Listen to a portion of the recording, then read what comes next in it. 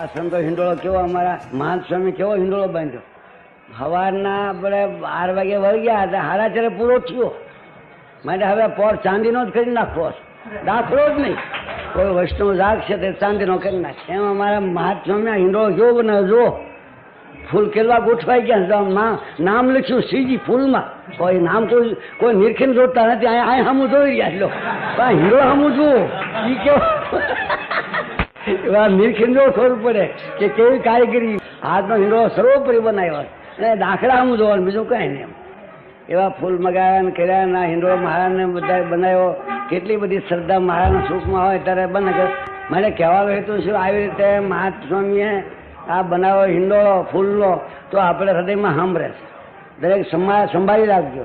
એમાં 8 સંતે દાખલા કર્યા, 8 સંતે અખંડ કારીગરી ગોઠવીને હુતાર નહીં કોઈ. એકાદશી બહુ સારી થઈ તો આ આપણે સમર્પિત કરીને સંભાળ્યા.